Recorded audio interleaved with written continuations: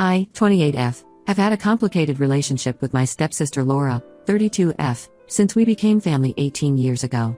My mom passed away from cancer when I was 8, and my dad married Laura's mom when I was 10. Laura was 14 at that time and made it clear from day one that she wasn't happy about having a new sister.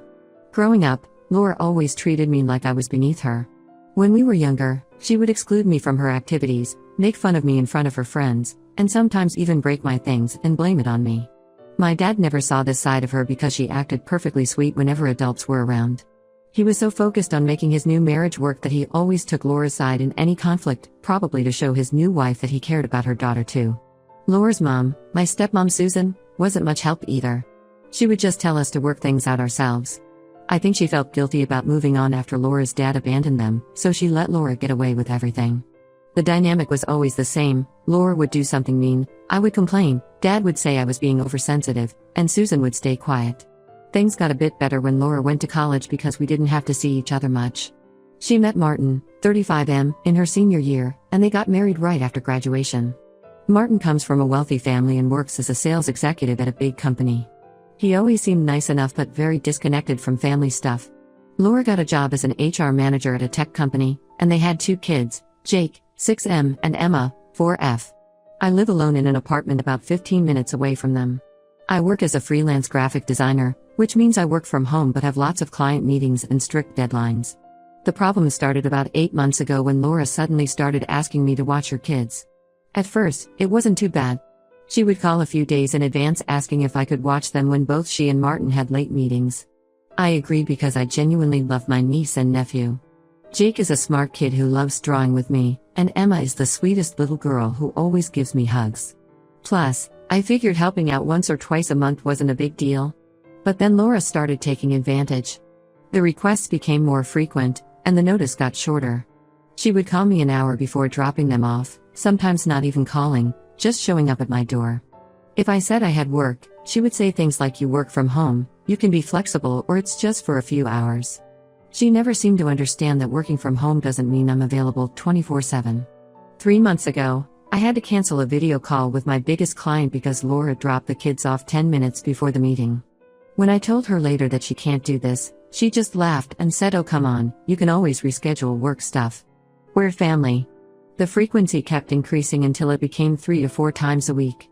She would claim she had urgent meetings, but then I'd see her Instagram stories showing her at lunch with friends or getting spot treatments. When I confronted her about this, she got defensive and said she deserves me time and I should be grateful she trusts me with her kids. I tried talking to Martin about it, but he was useless. He just shrugged and said that's just how Laura is and you should be happy to spend time with your niece and nephew. He never offered to help with childcare himself or hire a babysitter, even though they could easily afford it. Dad was even worse. When I went to him for help, he gave me a lecture about how families should support each other. He said I was being selfish because I don't have kids, so I don't understand how hard it is to be a working mother. He completely ignored the fact that I was losing work and clients because of Laura's constant impositions. The final straw came last month. I had a huge presentation for a potential client that could have doubled my income. I had told Laura about it weeks in advance and specifically said I couldn't watch the kids that day. The morning of the presentation, she called saying she had an emergency meeting and needed me to take the kids. I refused, reminding her about my presentation. She showed up anyway, literally left the kids outside my apartment door, and drove off before I could stop her. Jake was crying because he had forgotten his favorite toy and Emma needed breakfast. I couldn't leave 2 small kids alone, so I had to cancel my presentation. I lost the client and a lot of money. When I confronted Laura later, she just rolled her eyes and said it's just work, you can always get another client. Family comes first. She didn't even apologize. When I told her I wouldn't babysit anymore unless it was a real emergency, she threw a massive fit. She called me selfish and ungrateful, saying I owed her because she accepted me as her sister when our parents got married, which is a joke because she never treated me like a sister. Now Laura has been telling everyone in the family that I'm refusing to help her even though she's struggling to balance work and family. She's painting me as the bad guy who doesn't care about family. Some relatives have been calling and messaging me, saying I should be more understanding and help out my sister. They don't know how she takes advantage of me, ruins my work, and never even shows any gratitude. I feel like I'm going crazy. These are their kids, not mine. I love Jake and Emma, but I can't keep putting my life and career on hold whenever Laura feels like dumping them on me. But everyone makes me feel like I'm wrong for setting boundaries. Ida for refusing to be her free babysitter? Update 1. After my last post, things took a wild turn. A few days later, I met my friend Sarah for coffee. Sarah works in the same company as Laura, and she mentioned something that caught my attention. She said Laura often takes these really long lunch breaks with a guy named Tom from the marketing department. According to Sarah, they always go to this cafe that's like a 30-minute drive from the office, even though there are plenty of good places nearby. Sarah thought it was weird but didn't want to start any gossip. This made me think about all those urgent meetings Laura had when she left her kids with me. I started going through my text messages with her and noticed a pattern. She would usually drop off the kids around lunchtime or late afternoon, claiming she had important meetings. But the timing never made sense for actual work meetings. Our family uses this tracking app that Dad made us all install after Mom died because he was paranoid about losing anyone else. I never really used it before, but I decided to check Laura's location history. Sure enough, during the time she claimed to be at work meetings, she was nowhere near her office. I debated with myself for days about what to do next. Part of me wanted to just ignore it, maybe she was just taking breaks from work stress. But then I remembered all the times she made me cancel my work, all the clients I lost, all the guilt trips she put me through. I decided to do some investigating. Last Tuesday, when she dropped off the kids saying she had an emergency budget meeting, I followed her. Instead of going to her office, she drove to this fancy apartment complex about 30 minutes away. She went inside and didn't come out for 3 hours. I took photos and videos from my car. This happened 3 more times that week, always the same apartment complex, always for several hours. But here's where it gets even crazier. While I was gathering evidence about Laura, I accidentally discovered something about Martin too. Remember how unbothered he was about Laura constantly dumping the kids on me? Last Thursday, Laura had left the kids with me saying Martin was working late and she had an important client dinner. I was driving back from the store when I passed by this upscale restaurant, and I saw Martin's car in the parking lot. Something made me park and watch. Martin was inside having dinner with a woman who was definitely not Laura. They were sitting really close, holding hands across the table, clearly not a business dinner. I recognized her as Claire, his assistant. I took some pictures and videos of them leaving together and getting into his car. At this point, I was both disgusted and curious. I used some of my savings to hire a private investigator for a week. The evidence he gathered was shocking. Laura was having an affair with Tom from her office. They would meet at his apartment during those emergency meetings. Meanwhile, Martin was seeing Claire. They had been having an affair for months. They were both using me as their cover story. When Laura needed to meet Tom, she would dump the kids with me claiming work emergencies. When Martin wanted to see Claire, he would tell Laura he had late meetings, and Laura would use that as an excuse to leave the kids with me. They were both lying to each other, and using me and their innocent kids to do it. The worst part was remembering all the times Jake would ask me why Mommy and Daddy were always so busy. Emma would cry at bedtime sometimes, saying she missed her parents. These poor kids were suffering because their parents were too selfish to even hire a proper babysitter. They used me because they knew I wouldn't ask too many questions. Yesterday, I finally reached my breaking point.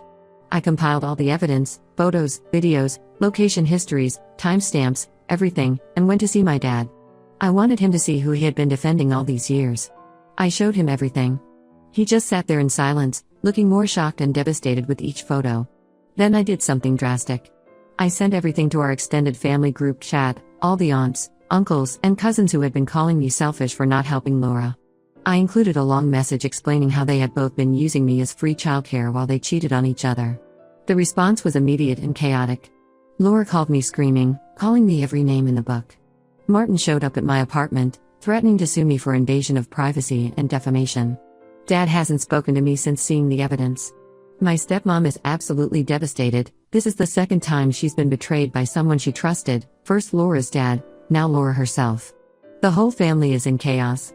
Some relatives are horrified at Laura and Martin's behavior, while others are saying I shouldn't have exposed them so publicly. But for the first time in months, nobody is guilt-tripping me about babysitting. I know I probably went nuclear by exposing them to everyone at once. Maybe I should have confronted them privately first. But after months of being manipulated, gaslit, and used by both of them, I was done playing nice. Those kids deserve better than parents who use them as pawns in their affairs.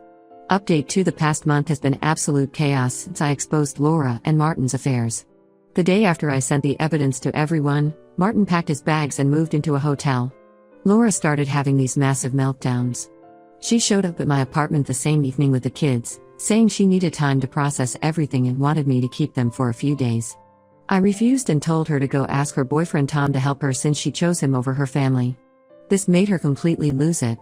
She started screaming about how I had ruined her life and her marriage. I reminded her that she ruined her own marriage by cheating, and Martin ruined it too by cheating with Claire. She tried to say it was different because she was truly in love with Tom, while Martin was just having a fling. I shut the door in her face. My dad finally called after 2 weeks of complete silence. He broke down during the call. He admitted that he had noticed weird things about Laura's behavior for months but chose to ignore them because he didn't want to upset my stepmom. He apologized for always taking Laura's side and said he had failed both as a father to me and as a parent to Laura by enabling her behavior. Laura and Martin are getting divorced. The whole truth came out. They had both been cheating for over a year. Martin's assistant Claire is 5 months pregnant with his baby. She had been pressuring him to leave Laura, but he kept stalling. Tom, on the other hand, had been feeding Laura lies about leaving his wife. But as soon as everything became public, he ghosted Laura completely. He even requested a transfer to a different branch of the company to avoid the drama. Claire also broke things off with Martin when his family started messaging her. Turns out she had no idea he was using his kids as cover for their affair. She thought he only met her when the kids were at school or with their grandparents. When she found out how he and Laura had been using me and neglecting the kids, she wanted nothing to do with him anymore. The kids are staying with Laura, but they're really struggling. Jake's teacher called because his grades were dropping and he had become withdrawn in class. Emma has started having tantrums and crying fits, especially when it's time for Martin's visitation.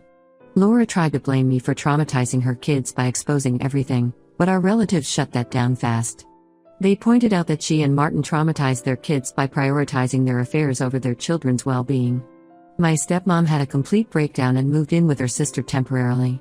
She keeps saying she failed as a mother because she didn't notice what Laura was doing. Dad visits her every day, but she's still not ready to come home. She feels humiliated because everyone knows her daughter was having an affair, just like her ex-husband did to her. Some relatives suggested we all go to family therapy to work through this mess. Laura refused, saying therapy is for weak people and she did nothing wrong because she was just following her heart. Martin agreed to therapy, but only individual sessions. He says he needs to work on himself before he can be a better father. Martin is trying to get partial custody of the kids, but Laura is fighting him hard on this. She's telling everyone he's an unfit father because he got another woman pregnant while married. She conveniently forgets to mention her own affair when she tells this story. She's also demanding a huge amount in child support because she lost her job. The company let her go because Tom was married to the CEO's daughter, and the whole situation was too messy. I've blocked both Laura and Martin's numbers. I still see the kids when they're at dad and stepmom's place for weekend visits, but otherwise I'm staying completely out of the drama. Jake asked me last week why I don't babysit them anymore. I just told him that sometimes adults need space from each other, but I still love him and Emma very much. Dad asked me yesterday if I regret exposing everything and causing all this chaos. I told him I don't. Those kids deserve to have parents who put them first, not parents who use them as excuses to cheat. Sometimes things need to completely fall apart before they can be rebuilt into something better. I just hope Jake and Emma don't end up too scarred by all of this. Update 3: A lot has happened since my last update, so I thought I'd share one final post. The divorce between Laura and Martin was finalized last week. He got weekend visitation rights for the kids and has to pay significant child support. Claire had his baby, a boy, last month, but they're not together anymore. She moved to another state to be closer to her family after Martin kept trying to get back together with her. Laura lost her job at the tech company. The official reason was restructuring, but everyone knows it was because of her affair with Tom. He was married to the CEO's daughter, and when everything came out, the company decided to let Laura go to avoid drama. She tried to sue them for wrongful termination but dropped it when they threatened to countersue for creating a hostile work environment. Laura had to sell their house because she couldn't afford the mortgage anymore. She's living with my stepmom now, who moved back home last month. Laura tried to blame me for ruining her career and making her lose her house, but even Dad shut that down. He told her she ruined her own life with her choices. The kids are seeing a child therapist twice a week, which seems to be helping. Jake's grades have improved, and he started playing soccer again. Emma still has some separation anxiety, but she's not having daily meltdowns anymore. I see them whenever they're at Dad's place, and we do fun activities together like painting or baking. Laura tried asking me to babysit again last month. She said she had important job interviews and couldn't afford a sitter. I refused. She started crying about how hard her life is now and how she needs her sister's support. I reminded her that she never treated me like a sister until she needed something from me. She got angry and said I was being petty by holding on to the past. My dad and stepmom are in couples counseling. Stepmom is working through her feelings about Laura's behavior and how it triggered her trauma from her first marriage. Dad has really stepped up. He stopped trying to keep the peace at my expense and actually calls Laura out when she tries to manipulate situations. Yesterday, Laura sent me this long message about how much she misses the relationship we had as kids, which is funny because we never had a good relationship. She said she's changed and realized her mistakes. She wrote about how she's in therapy now and understands that she has attachment issues from her dad abandoning her. She wants to rebuild our sisterly bond and make things right. I left her unread. Some of our relatives think I should forgive her since she's struggling and trying to change. They say she's been punished enough by losing her marriage, job, and house. But I remember how she used her own children as cover for her affair. I remember how she made me lose clients and income without a second thought. I remember all the years of her treating me like I was nothing. I don't hate Laura anymore, that would require too much energy. I just don't want her in my life. She can work on herself and become a better person, but that doesn't mean I have to be part of her journey. My business is doing great now, I'm dating someone who respects my time and boundaries, and I have peace in my life. Sometimes cutting toxic people out of your life is the best thing you can do for yourself, even if they're family. The only contact I plan to maintain is seeing Jake and Emma when they're at Dad's place. They're the innocent ones in all this, and I want them to know they'll always have an aunt who loves them, even if I don't love their mother.